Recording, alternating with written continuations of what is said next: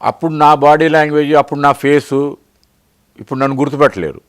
ఎందుకంటే రెగ్యులర్గా నేను తెలుగు ఫీల్డ్లో ఉండి నా ఫొటోస్ గీటోస్ వచ్చి ఉంటే ఓహో తాతినేని ప్రసాద్ ఇట్లాగే ఉన్నాడు అనేది ఒకటి ఉండేది. బట్ నాది చాలా గ్యాప్ వచ్చింది. తెలుగు ఫీల్డ్లోకి నేను చేసినప్పుడు టిఎల్వి ప్రసాద్ వేరు, ఇప్పుడున్న టిఎల్వి ప్రసాద్ వేరు. చాలా మార్పు ఉంది నాలోనే, నా మార్పు ఉంది. నేను చూస్తూ ఉంటాను. సో వాళ్ళు గుర్తుపట్టలేదు అనేదాన్ని కూడా నేను అనుకోను. మొన్న లాస్ట్ ఇయర్ అనుకుంటా రామారావు గారిది 100 years ఫంక్షన్ చేశారండి. స్టేజ్ పైన పిలిచారు. ఆ స్టేజ్ పైన అందరూ హీరోయిన్స్ నాకు తెలిసిన వాళ్ళే, నాతో చేసిన వాళ్ళు. జయసుధ చేసింది, జయప్రద చేసింది, ప్రభ చేసింది, ఇట్లా ఒక 4-5 హీరోయిన్స్ ఉన్నారు. అందరూ నాతో 2-3 పిక్చర్లు చేసిన వాళ్ళు. వాళ్ళు ఎవరు నన్ను గుర్తుపట్టలా. నేను తాతినేని ప్రసాద్ అని చెప్పుకోవాలా.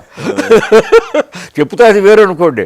బట్ ఎందుకు మా మిస్సెస్ కూడా అంది, ఎందుకు మీ హీరోయిన్స్ మన ఇంటికి వచ్చేవాళ్ళు వీళ్ళందరూ వీళ్ళతో ఎందుకు మాట్లాడడం అంటే, నేనేం మాట్లాడుతాను వాళ్ళు గుర్తుపట్టట్లేదు కదా అంటే. వాళ్ళు ఎట్లా గుర్తుపెడతారు మిమ్మల్ని, మీరు చెప్పుకోవాలి కదా, మీరు చూడండి. నేను చెప్పుకోలేను. టిఎల్వి ప్రసాద్, తాతినేని ప్రసాద్, టి వరప్రసాద్, ఏంది ఇలా డిఫరెంట్ నేమ్స్ ఎందుకు? అది ఒక్కోసారి అది మన టైం బ్యాడ్ అన్నప్పుడు న్యూమరాలజీకి వెళ్తాను.